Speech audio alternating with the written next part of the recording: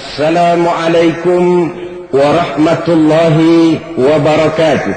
Waalaikumsalam warahmatullahi wabarakatuh. Bismillahirrahmanirrahim. Alhamdulillahi rabbil alamin. Wassalatu wassalamu ala ashrafil anbiya'i wal mursalin Sayyidina wa maulana Muhammadin wa ala alihi wa ashabihil mujahidin at-tahirin, amma ba'du. Saudara-saudara kaum muslimin rahimakumullah, setiap orang dalam kehidupan ini selalu berusaha mencari sesuatu yang bernama bahagia. Setiap hari sejak matahari terbit di sebelah timur, yang disambut dengan kicau murai di dahan dan kokok ayam di kandang, dunia ini penuh dengan berbagai macam kesibukan. Sejak dari petani yang turun ke ladang, pedagang yang berangkat ke pasar, pelajar yang menuju sekolah, sampai kepada pegawai yang berangkat ke kantor, seluruhnya tidak lain untuk mencari sesuatu yang bernama bahagia. Setiap orang menginginkan kebahagiaan, dan tidak seorang pun menginginkan kesengsaraan dalam kehidupan ini. Namun nyatanya, tidak setiap orang yang ingin bahagia mengetahui jalan yang harus ditempuhnya untuk sampai kepada kebahagiaan itu. Maka pada kesempatan pertemuan kali ini, saya ingin menyampaikan sebuah hadis dari junjungan kita baginda Nabi besar Muhammad sallallahu alaihi wasallam yang termuat dalam kitab Mukhtarul Ahadits An-Nabawiyah, di mana beliau bersabda, arba'un min sa'adatil mar'i. Ada 4 perkara yang merupakan tanda dari orang bahagia. Saya mau tanya, di antara saudara-saudara yang hadir di sini, apa ada yang kepengen jadi orang sengsara? Seluruhnya tentu ingin mendapatkan kebahagiaan. Maka menurut resep dari Nabi kita, tanda orang bahagia itu 4. Jadi kalau saudara ingin bahagia, harus mempunyai 4 perkara ini. Yang pertama, orang bahagia itu kata Nabi, darun wasi'un. Punya rumah biar bagus asal gede. Enak ngaturnya, daripada sudah punya rumah kecil, adanya di pinggir kali, gubuk, kalau hujan bocor, miring lagi, kiamat. Loh, kalau gitu Islam materialis dong. Hadis ini boleh diartikan dengan makna hakiki, arti yang sebenarnya, boleh diartikan dengan makna majazi, arti kiasan. Kalau dia diartikan dengan arti kias, maka yang dimaksud darun wasi'un ay qalbun wasi'un. Rumah yang luas tidak lain daripada hati yang lapang. Karena di situ kunci kebahagiaan yang sebenarnya. Walaupun kita cuma tinggal di petak berukuran 2 kali 3 meter, kalau hati kita luas-luas rasanya rumah itu. Tapi biar rumah kita halamannya saja puluhan ribu hektar, ada kolam renangnya, kamar tidurnya tidak lagi terhitung. Kalau hati yang menempati rumah itu sempit, maka akan terasa sempit jugalah rumah itu. Tempat bergantungnya tidak lain adalah hati. Marilah kita mencoba melihat berbagai pandangan orang tentang bahagia ini. Ada orang menyangka bahwa bahagia itu kalau dia mendapatkan harta yang sebanyak-banyaknya. Siapa yang banyak harta, dialah raja. Apa yang dia mau, seluruhnya bisa dibeli. Keamanannya, dia bisa menyewa petugas. Seluruh fasilitas untuk menyenangkan kehidupannya bisa dibeli. Pendeknya, hartalah segala-galanya dalam kehidupan. Sampai ada pepatah mengatakan, innad darahima fil amakini kulliha taksur rijala mahabatan wa jalala. Sesungguhnya harta, dinar, dirham, uang, di mana-mana selalu bikin hebat orang yang memilikinya. Coba lihat, orang yang punya duit sama yang enggak punya duit, jangan gaya hidupnya, gaya jalannya aja lain. Wahia lisanun liman arada fasahatan, wahia silahun liman arada qitala. Uang adalah senjata yang paling ampuh bagi orang yang mau pergi perang, dan lidah yang paling fasih bagi orang yang mau bicara. Kalau bicara dengan lidah macet, cobalah bicara dengan harta, lancar. Sampai ada pepatah demikian, segalanya bisa diatur dengan harta. Maka di kalangan orang yang berpandangan semacam itu, seluruh kegiatan hidupnya hanya terfokus kepada bagaimana mengumpulkan harta yang sebanyak-banyaknya. Tidak peduli halal haram, tidak kenal sore pagi siang dan malam, tidak sempat sujud, jauh dari agama, jauh dari kehidupan yang bersifat rohaniyah, jauh dari Allah dan sebagainya. Sampai dalam Al-Quran dikelompokkan dalam kelompok yang dinamakan lumazah. Allazi jama'a malahu wa 'addada yahsabu anna malahu akhlada. Mereka mengumpul-ngumpulkan harta sebanyak-banyaknya dan menyangka bahwa harta yang banyak itu dapat mengekalkan hidupnya, mengekalkan kekayaannya, mengekalkan kebahagiaannya. Saudara hadirin yang berbahagia, kalau pandangan hidup ini benar, artinya kalau harta memang merupakan satu-satunya hal yang dapat membuat orang bahagia, tentu di rumah mewah tidak akan pernah ada tangis derita. Tentu di satu tempat di mana fasilitas hidup serba menunjang tidak ada yang namanya penderitaan. Tapi suka dan duka, sedih dan gembira, senyum dan tawa adalah milik setiap orang, baik dia punya harta maupun dia tidak punya harta.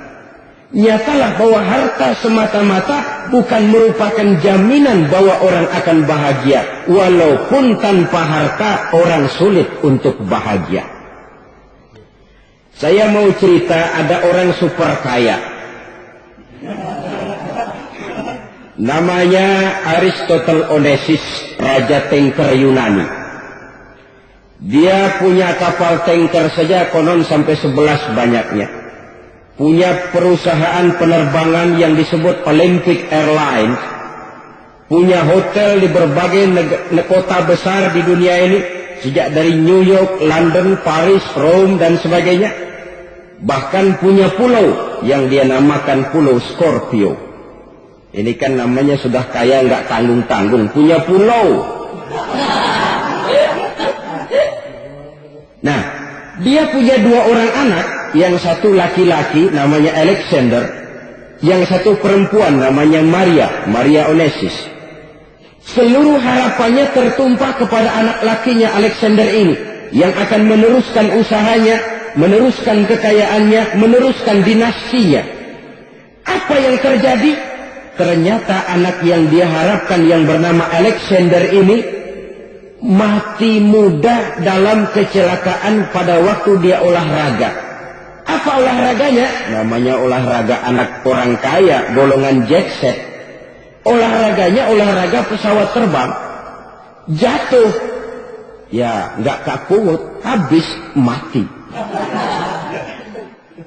Tinggal satu anak perempuannya, Maria Onassis. Tapi anak perempuan ini juga malah urakan. Terakhir dia pacaran, bahkan kemudian kawin sama orang Rusia. Rupanya Aristotle Onassis ini broken. Kekayaannya yang berlimpah ruah, perusahaannya yang begitu banyak, siapa yang akan meneruskan? Siapa yang akan menggantikan? Sampai kemudian dia mengurung diri di Pulau Scorpio dan mati di sana secara mengenaskan. Seorang multi-jutawan, seorang yang super kaya, mati menyendiri di pulau sepi. Ibarat kata pepatah, anak ayam mati di lumbung. Bukan kekurangan makanan, keurugan makanan. Begitu kehidupan Aristotle Onassis. Dan banyak orang-orang yang sudah demikian kaya sampai dibingungkan oleh kekayaannya sendiri. Telusurilah kehidupan David Rockefeller misalnya, Henry Ford misalnya, Adnan Khashoggi misalnya, multi jutawan yang kadang-kadang dibuat keder oleh kekayaannya sendiri. Pantas ketika Imam Ali ditawarkan orang, "Ya Ali, kalau kepadamu disuruh pilih ilmu atau harta, kau pilih mana?" Ya jelas pilih ilmu dong. Kenapa? Pertama, ilmu kalau kita berikan kepada orang lain tambah. Tapi harta kalau kita berikan kepada orang lain kurang. Saudara punya uang 10.000, dibagi orang 5.000, jelas uang saudara berkurang. Tapi saudara punya ilmu diberikan kepada orang lain bisa, saudara pun makin mantap. Tidak lantas jadi bodoh karena ngajarin orang. Saudara bisa Fatihah, lalu mengajarkan orang Fatihah. Orang bisa, saudara pun makin hafal. Tidak lantas setelah diajarin orang ilmunya hilang. Begitu datang dia minta orang, "Tolong ajarin saya Fatihah." Udah habis, nggak ada.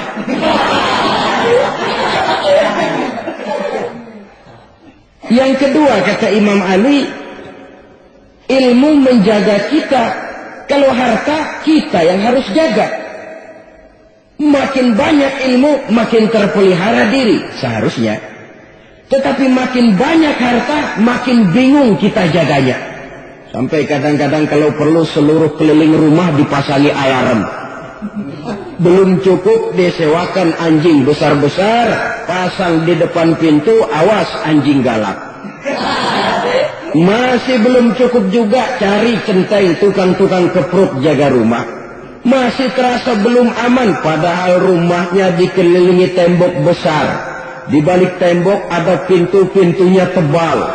Di balik pintu itu terbuka masuk kamar, kamar pun ada pintunya, pintunya pun kuat. Masuk ke dalam kamar ada lemari, lemarinya pun pintunya kuat, dikunci, kuncinya pun kuat. Tapi terhadap seluruhnya yang timbul cuma sekedar was-was saja.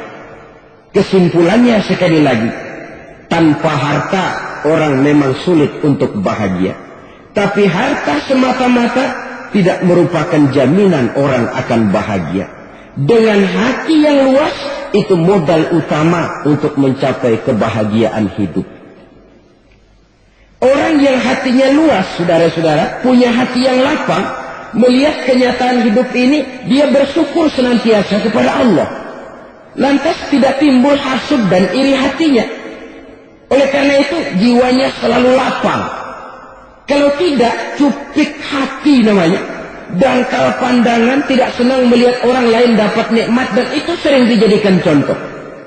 Kalau orang yang lapang dada, dia lihat tetangganya beli TV baru, dia berkata, "Alhamdulillah ya, tetangga kita beli TV, mudah-mudahan kita bisa ikut nonton." Lapang dadanya. Tapi orang yang sempit hati, lihat tetangga beli televisi, meriang. Enggak diapa-apain, meriang. Besoknya dengar tetangga beli motor, makin sakit, ke rumah sakit. Lalu di rumah sakit dengar tetangganya beli mobil, mati. Disiksa oleh perasaannya sendiri. Orang kalau hati sudah sempit dalam hidup, kemanapun dia pergi, sempit rasanya medan kehidupannya. Kemudian kita melihat juga ada orang yang menilai bahwa bahagia itu katanya kalau punya kedudukan yang tinggi, pangkat yang agung, wibawa yang besar. Mungkin betul, tapi mungkin juga tidak.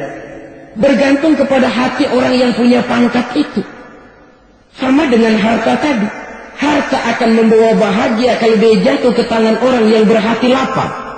Tapi harta akan jadi bencana kalau jatuh ke tangan hati orang yang sempit. Pangkat akan membawa bahaya kalau jatuh di tangan hati orang yang sempit. Lebih dari itu, kenyataan mengajarkan kepada kita bahwa ternyata pangkat dan jabatan tidak selamanya memberikan kebahagiaan dalam kehidupan. Bahkan resikonya kelewat besar. Beberapa bukti kita bisa ambil dari para pemimpin dunia yang menjadi korban lantaran pangkat dan jabatan yang disandangnya. Saudara ingat Presiden Abraham Lincoln dan John Kennedy dari Amerika? Dibunuh orang.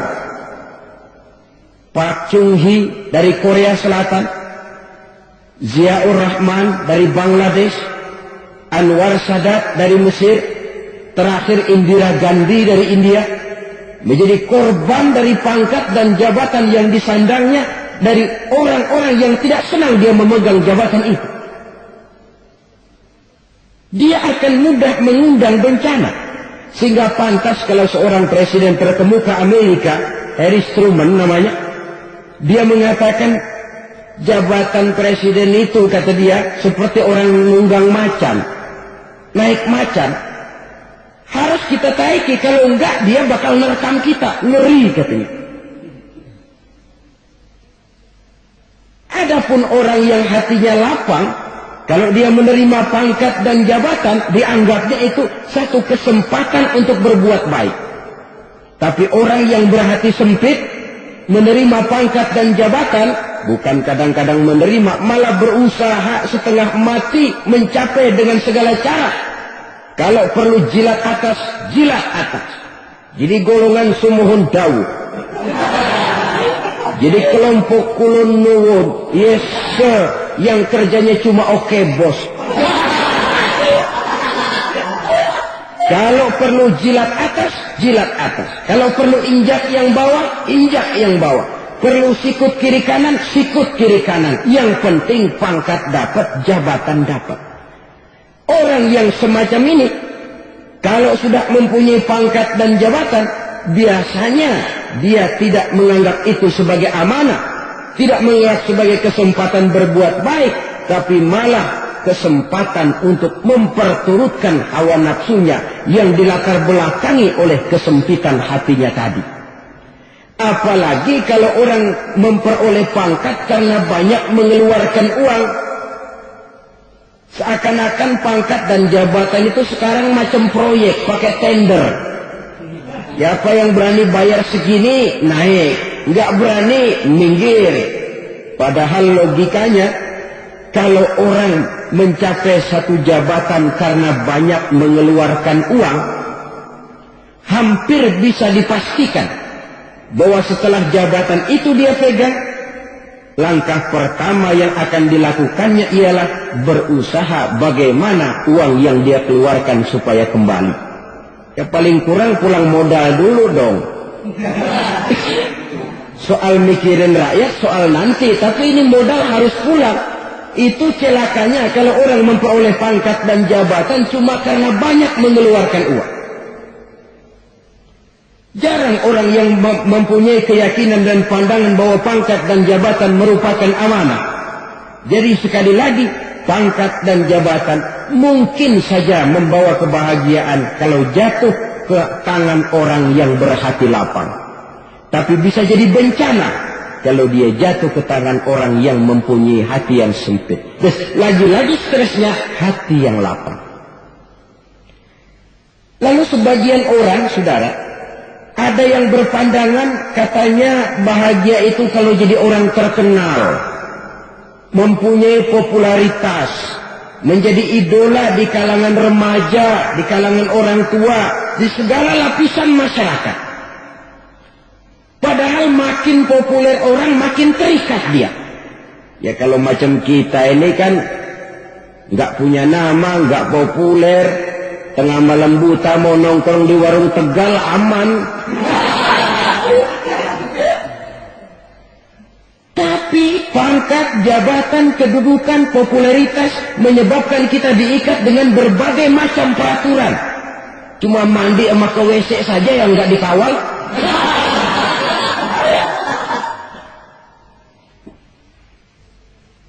Benarkah popularitas, ketenaran membawa kebahagiaan? Mungkin. Ya, tapi mungkin juga tidak. Kenapa? Banyak orang-orang populer yang mengakhiri hidupnya secara tragis. Kita ambil beberapa nama. Di Amerika tahun 60-an ada bintang seksi paling terkenal yang dijuluki seks bom. Bom seks itu. Sampai sekarang jadi legenda, namanya Marilyn Monroe. Singkatan dobelnya itu inisialnya MM, Marilyn Monroe. Terkenal, top, sampai dia mati tahun 62, namanya sekarang masih saja dibicarakan orang. Kenapa dia bunuh diri? Tidak punya hartakah dia? Banyak.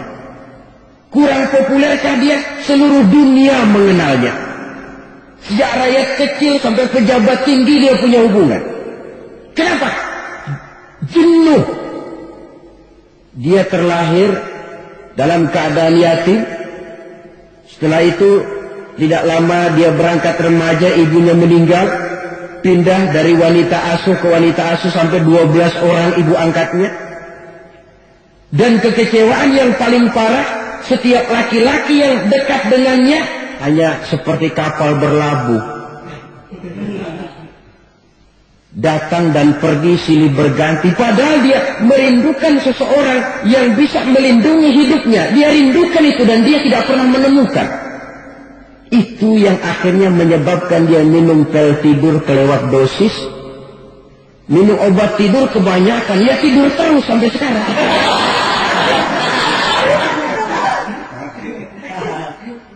Dia mengakui,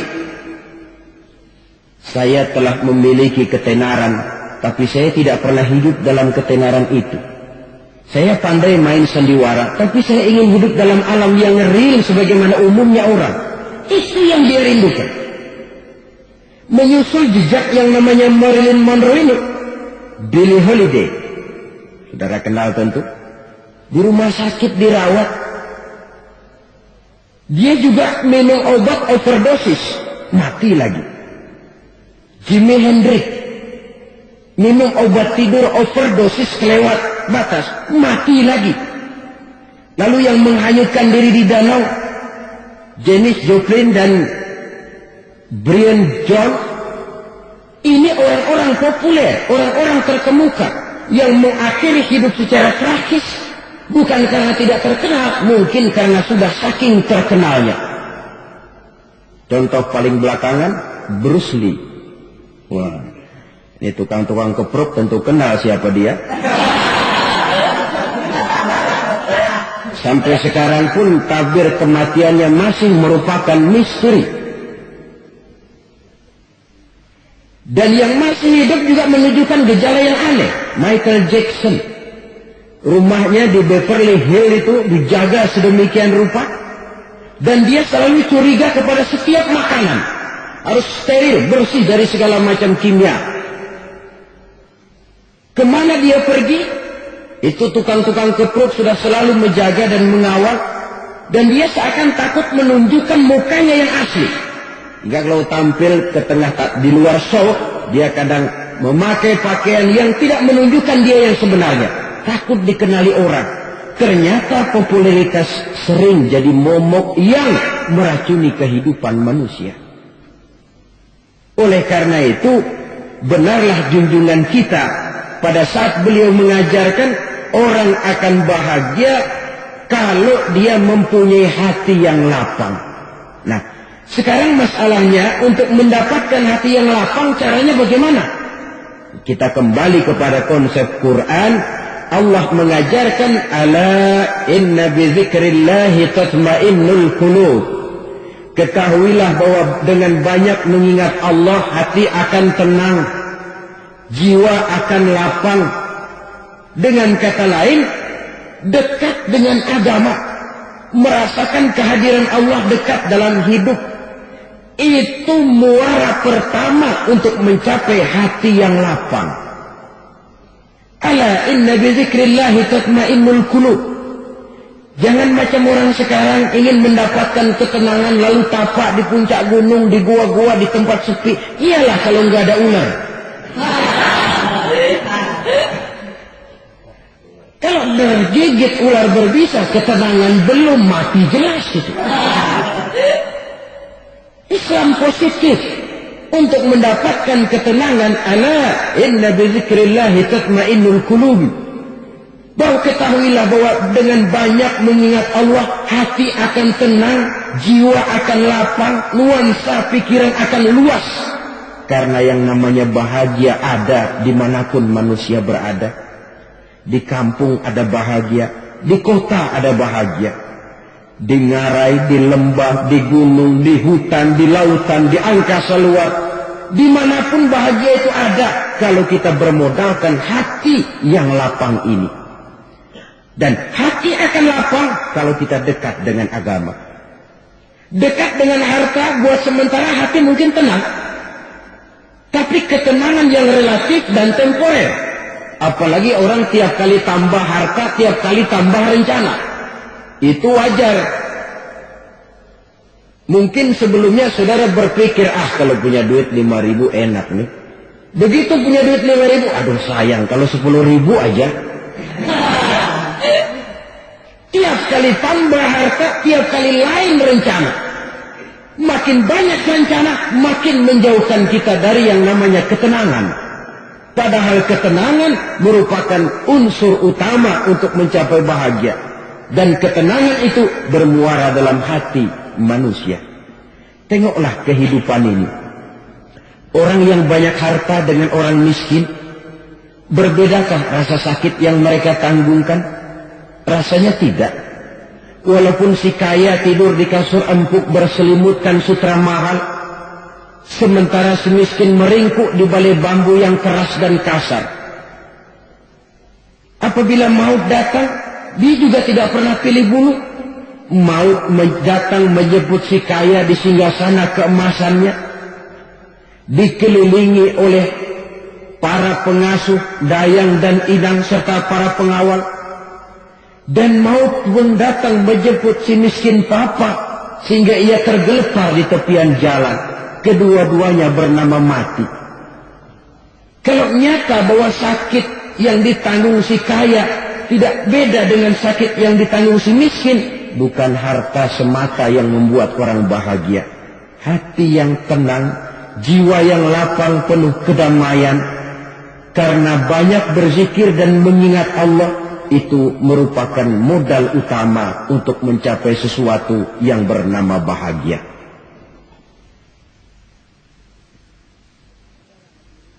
Saudara hadirin yang saya hormati, inilah yang pertama dari 4 ciri yang digambarkan oleh Nabi tentang tanda-tanda orang bahagia. Dan harus berangkat dari yang pertama ini, hati yang lapang. Ini yang harus kita miliki lebih dahulu. Baru nanti akan menyusul kepada poin yang ketiga, kedua, dan selanjutnya. Sebab kalau hati sudah terisi dengan jiwa yang lapang, seluruh persoalan insya Allah akan bisa kita atasi dengan sebagaimana mestinya.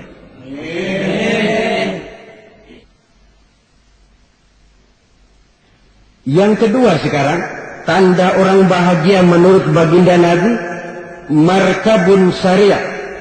Orang bahagia itu, kata beliau, punya kendaraan biar cepat asal lancar. Artinya kemana dia mau pergi mudah. Apa maksud hadis ini? Kalau kita kaji lebih dalam, kendaraan itu kan alat transportasi. Transportasi tidak lain adalah usaha memudahkan komunikasi.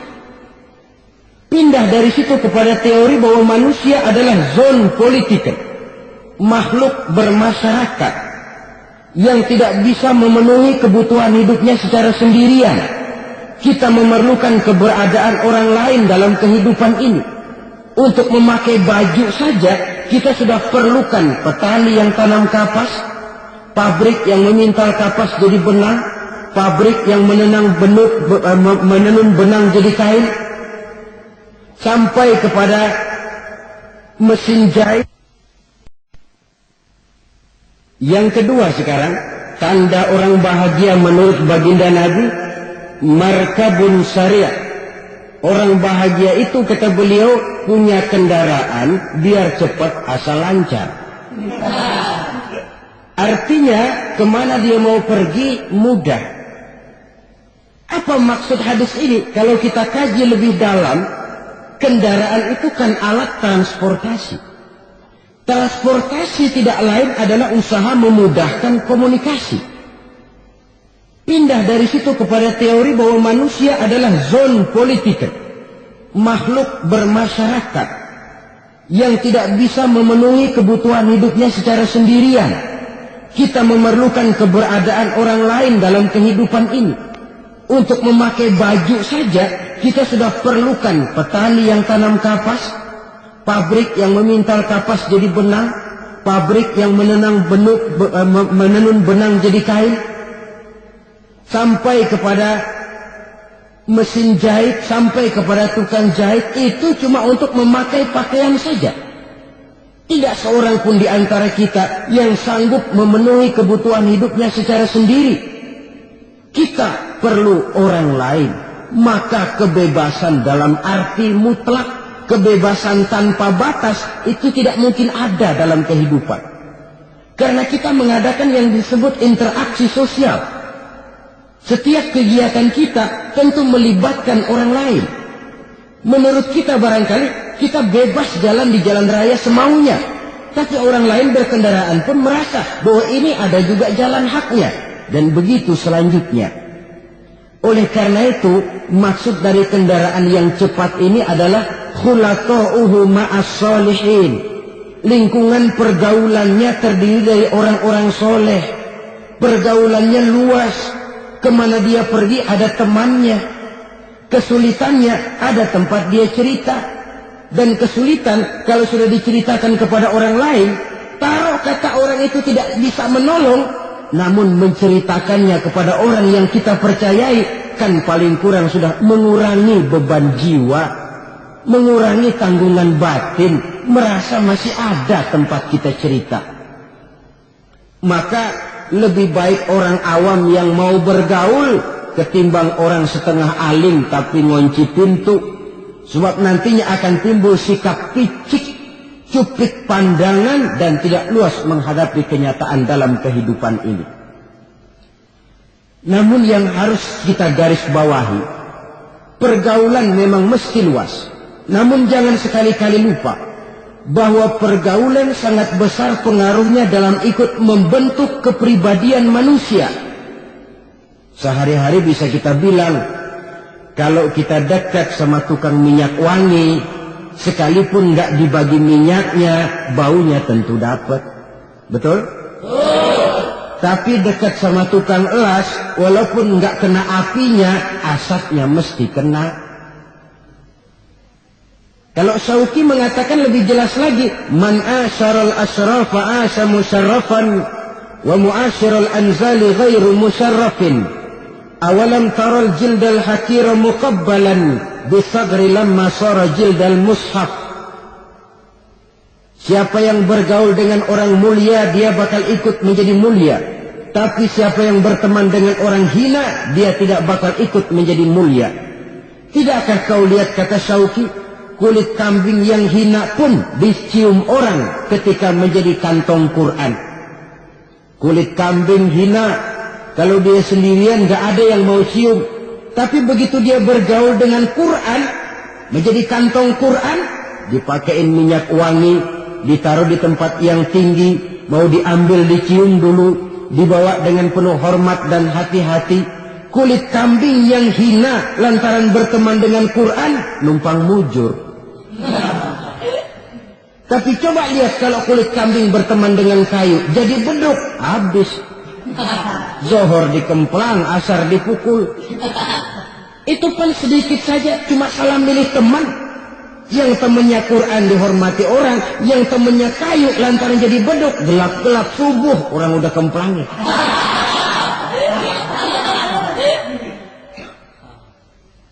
Maka terutama kepada adik-adik remaja yang masih mencari identitas diri, yang ibarat kaset masih kaset kosong, mudah diisi oleh apapun, pandai-pandailah memilih teman dalam bergaul. Karena banyak orang yang tadinya baik-baik, ketika terseret dalam pergaulan dengan orang yang tidak baik, kebaikannya menjadi lentur dan luntur. Tapi berapa banyak bajingan-bajingan tengik, orang-orang yang berumur noda dan dosa, tiap hari melakukan maksiat, namun bergaul dengan orang yang baik-baik, pada akhirnya sedikit demi sedikit beringsut dan beransur dia terbiasa mengikuti kebaikan-kebaikan. Saya tekankan ini kepada remaja karena mereka masih mencari identitas diri. Apa yang mereka lihat mereka mau, apa yang mereka dengar mereka ingin tahu. Coba lihat kehidupan remaja. Pulang nonton film Rambo, pengen jadi Rambo, gagah, maunya belekai melulu. Pulang nonton film Superman, pengen bisa terbang. Pulang nonton India, nyanyi melulu. Wajar, mereka masih mencari identitas diri. Saya ini sebenarnya siapa? Lingkungan, pergaulan akan membentuk itu. Karena itu pandai-pandailah bergaul, karena ia sangat besar pengaruhnya dalam ikut membentuk kepribadian manusia. Apalagi sifat yang jelek lebih cepat menularnya ketimbang sifat yang baik. Sifat yang baik, watak yang soleh itu lambat sekali untuk menular. Tapi yang tidak baik, kan prosesnya mah kalau remaja biasanya mula-mula dengar. Karena dengar lalu pengen tahu. Karena pengen tahu lalu ngeliatin. Begitu ngeliatin kan pengen nyobain. Setelah nyobain ketagihan. Nah, ini prosesnya.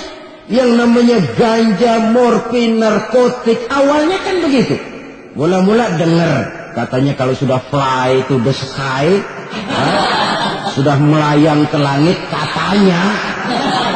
Disitulah puncak kebahagiaan. Mulanya cuma dengar.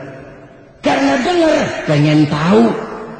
Karena pengen tahu lalu ngeliat, kumpul sama orang yang suka ngeganja. Setelah ngeliat, lah pengen ngerasain. Begitu ngerasain enak juga, ketagihan. Kalau sudah ketagihan jadi penyakit kronis, bisa merembet kepada yang lain.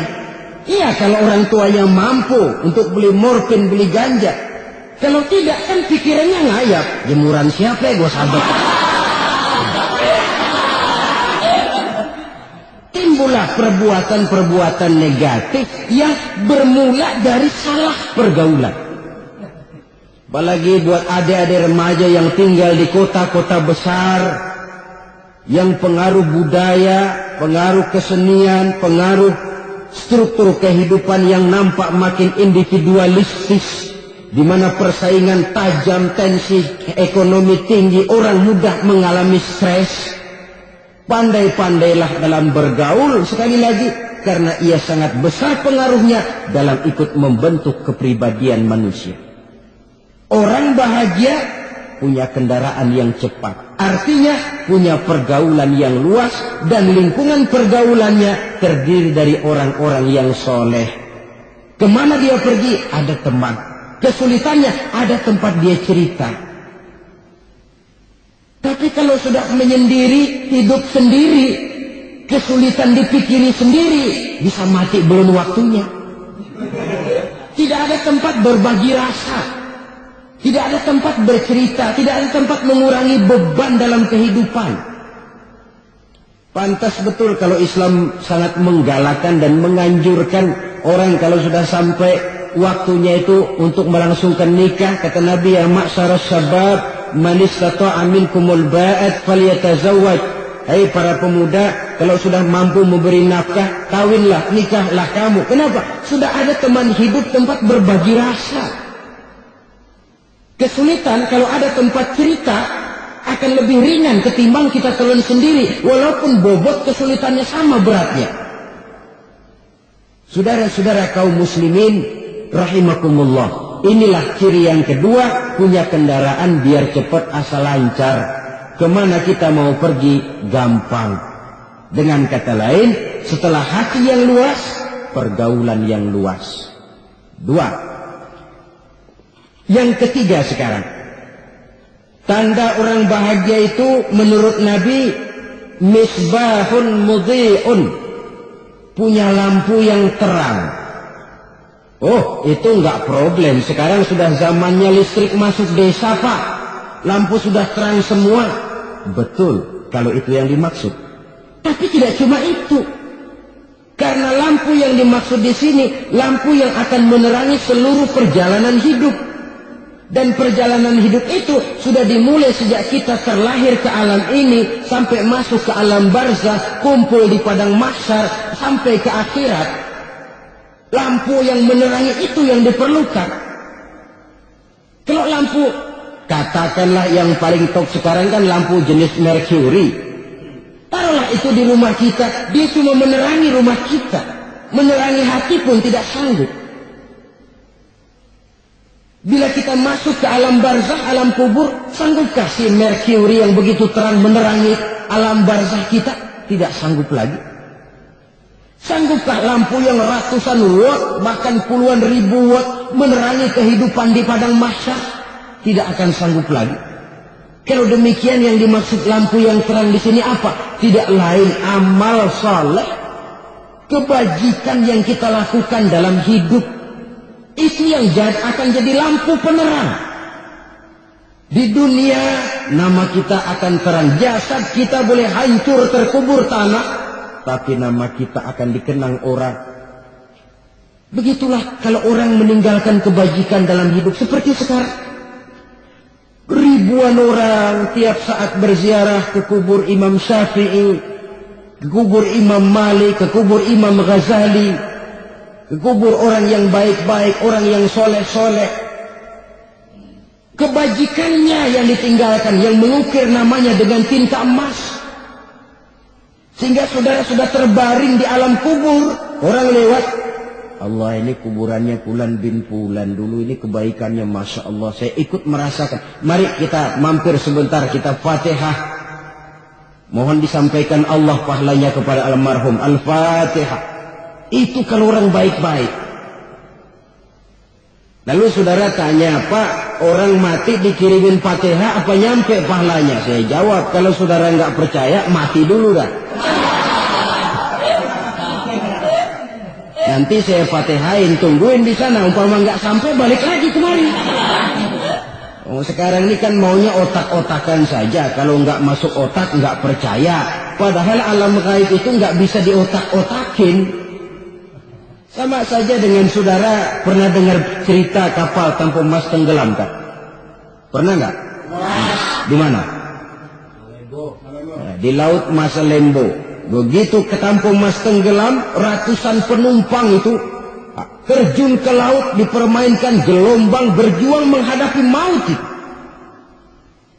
Orang lagi timbul tenggelam di lautan, dihantam ombak, kita tengokin pakai helikopter. Pak, lagi timbul tenggelam ya? Iya, tolongin. Jangan khawatir Pak nih, saya kirim intan Pak, harganya 10 juta. Kira-kira orang yang timbul tenggelam di laut seneng nggak? Kan mahal toh intan 10 juta. Kenapa dia nggak senang? Karena intan 10 juta dalam kondisi seperti itu tidak sanggup menyelamatkan dia. Dia akan girang kalau dikirimin ban mobil bekas, dikirimin papan kerentang atau bambu. Intan yang 10 juta dia nggak girang. Ban mobil bekas yang 1000 perak, tuh pegang, itu yang dia girang betul. Inilah sebabnya Nabi berkata, mal mayyitu fi qabrihi illa kal ghariqil mutaghawwis. Orang yang meninggal di alam kuburnya seperti orang timbul tenggelam di lautan. Yantaziru da'watan min ahli, menunggu doa dari keluarganya yang masih hidup. Duh, bapak saya sudah meninggal, saya sayang benar sama dia. Kirimin kulkas ke kuburannya Itu sama saja dengan tadi orang tenggelam di lautan dikirimi intan yang harganya 10 juta, tidak sampai. Begitulah kalau kebajikan yang kita tinggalkan dalam hidup, sudah mati pun kubur kita masih diziarahi orang. Tapi kalau jahat yang kita tinggalkan, boro-boro lah orang mau doa lewat dekat kuburan kita juga serem. Tuh bajingan no, dulu mati dipendam di situ tuh. Jangan lewat situ, ntar kesurupan, jangan. Lewat saja orang ngeri. Konon lagi membacakan Fatihah dan mengirimkan doa. Hidup pada hakikatnya adalah kesempatan untuk berbuat baik. Maka sekali kesempatan itu diberikan, manfaatkan dengan sebaiknya. Sebab kesempatan kedua tidak akan pernah ada. Kesempatan berbuat baik di sini, di akhirat sudah pembalasan namanya. Sekali kesempatan itu dicabut, dia tidak akan pernah dikembalikan lagi. Kata Iqbal, hidup tidak mundur ke belakang, Bung. Berhenti diinjak orang, mundur hancur. Tidak ada kata mundur dalam hidup ini. Berhenti diinjak orang, mundur kecebur. Tidak ada kata lain, harus maju dalam kehidupan dalam artian yang positif. Hidup adalah kesempatan untuk mengumpulkan kebajikan yang sebanyak-banyaknya. Di situ nilai daripada manusia. Sekarang ini memang nggak kelihatan kok, orang yang banyak pahala sama yang banyak dosa nggak kelihatan kok. Barangkali kalau habis bikin dosa palanya pada benjol, mungkin orang takut sama dosa. Tapi sekarang sama saja. Orang yang banyak dosa dengan yang nggak banyak dosa jalan bareng dari belakang sama, nggak kelihatan beda. Tapi ada waktunya di mana pahala memegang peranan, di mana dosa diperlihatkan. Sama saja kalau kita bawa mobil siang, lampu kan nggak begitu berfungsi. Apa lalu bilang, alah ini lampu berat-beratin, copot-copotin aja dah. Tidak perlu begitu. Kenapa? Pada suatu saat malam senja akan datang. Bila matahari terbenam, senja pun datang, gelap mulai merayap, disitulah baru terasa perlunya lampu. Pahala begitu. Sekarang orang yang nggak ada pahalanya nggak kelihatan dalam kehidupan. Tapi pada suatu saat senja kehidupan akan datang. Ajal merenggut nyawa, malam merayap, dan hidup mulai diliputi kegelapan di alam barzakh. Dikala itu kalau nggak punya lampu, alangkah malangnya kita. Sebab amal yang baik, kata Nabi, di alam barzakh itu akan diciptakan menjadi perempuan yang cantik menemani kita. Amal yang jahat akan menjadi orang yang paling jelek nemenin kita. Udah di tempat gelap yang nemenin jelek.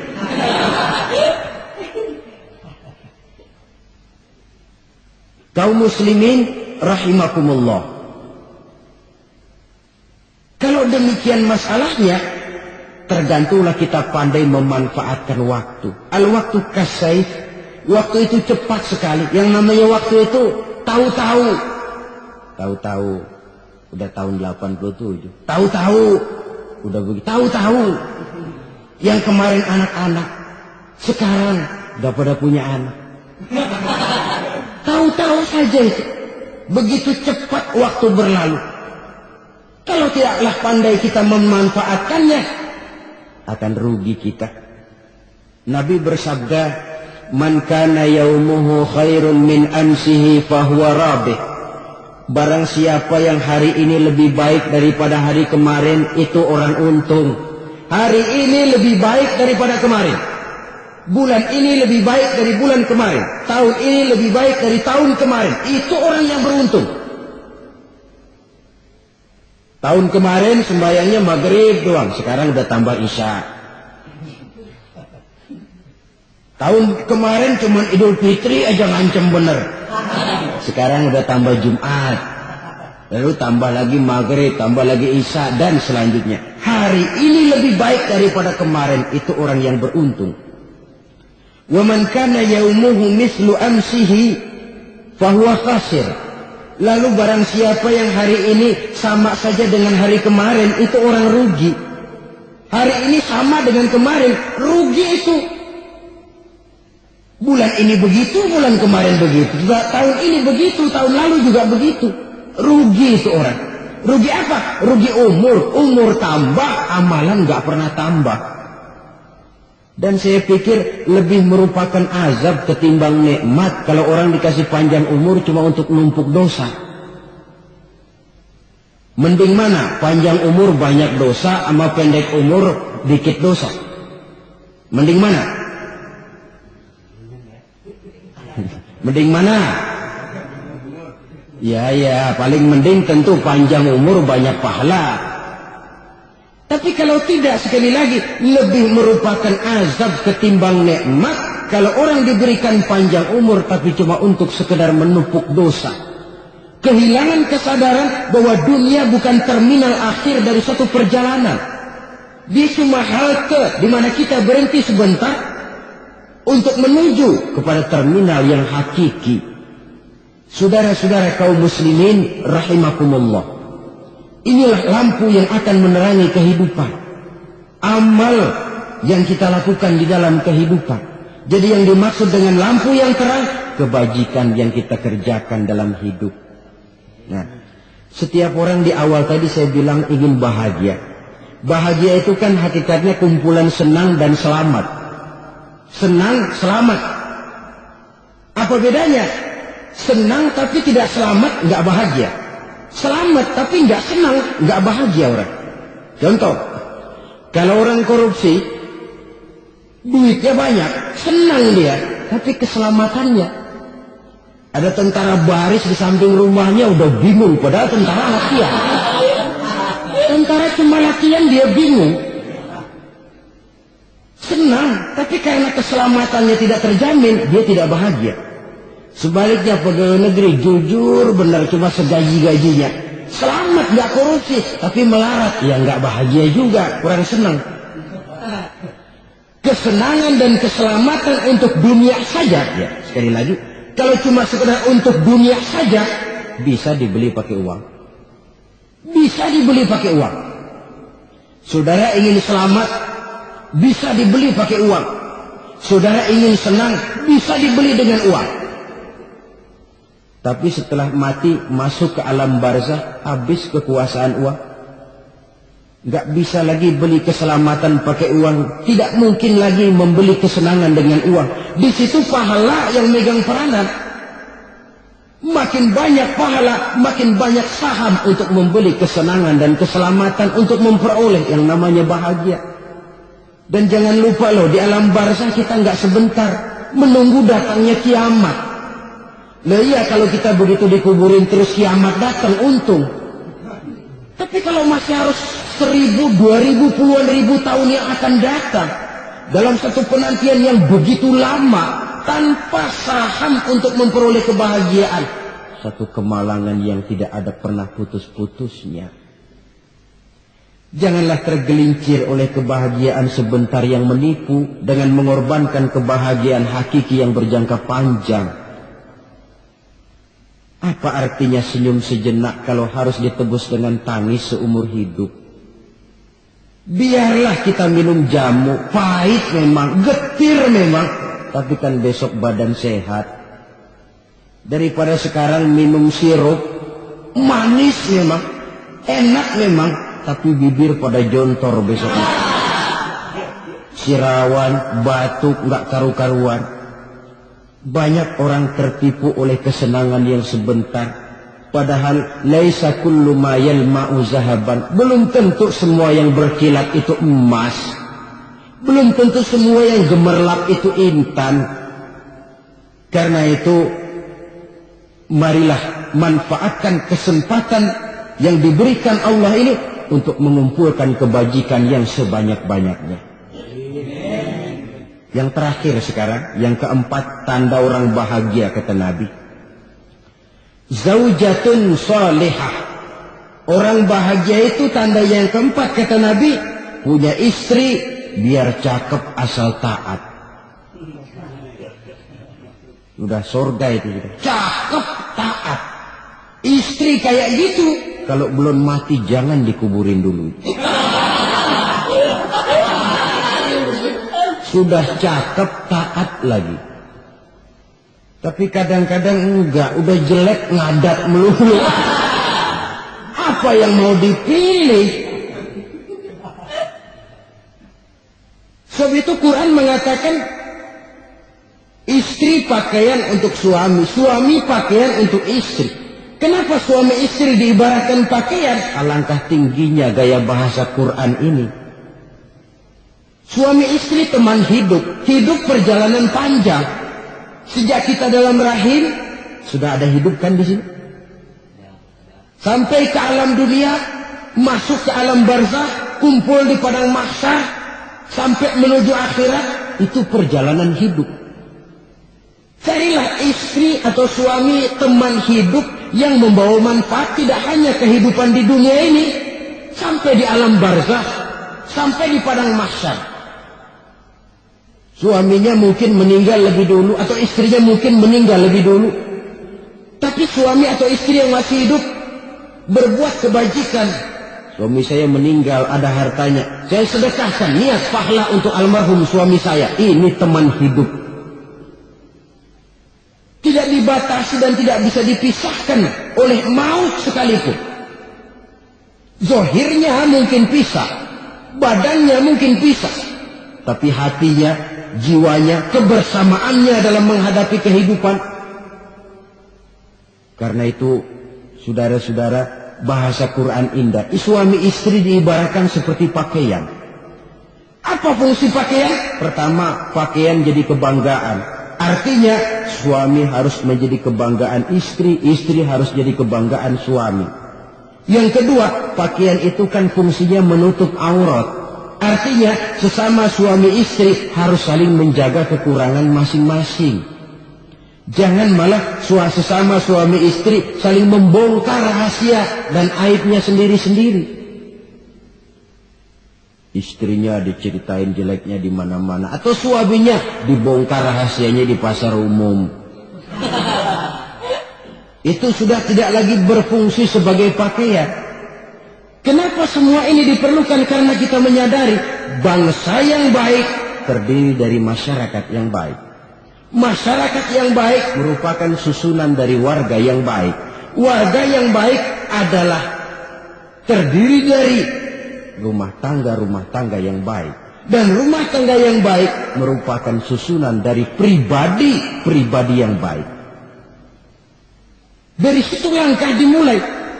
Membangun satu bangsa yang baik diawali dengan membangun rumah tangga yang baik, dengan menciptakan pribadi-pribadi yang baik. Sehingga dari sini diharapkan berkembanglah nilai-nilai kebaikan. Orang akan bahagia mempunyai istri yang soleh. Kenapa? Tidak ada seorang suami bisa sukses jadi apapun dia, apapun profesinya. Dokterkah, kiaikah, mubalikah, petanikah, pengusahakah, pejabat tinggikah. Tidak ada seorang suami yang bisa sukses tanpa peran serta istrinya. Walaupun memang peranan itu tidak begitu kelihatan, tapi sangat menentukan. Karena itu, saudara hadirin yang saya hormati, Islam sangat menghargai kaum wanita, memberikan kedudukan yang tinggi sepanjang tidak mematikan kodrat kewanitaannya. Nah, kalau sudah kesuksesan ini diawali dari rumah tangga, karier di masyarakat mudah untuk dikejar. Tapi keberantakan di rumah tangga merupakan kegagalan pertama di tempat lain. Nah, inilah saja yang dapat Al-Fakir sampaikan pada pertemuan kali ini. Terima kasih banyak atas segala perhatian. Mohon maaf atas segala kekurangan. Usikum wa nafsi bitaqwallah. Wassalamualaikum warahmatullahi wabarakatuh.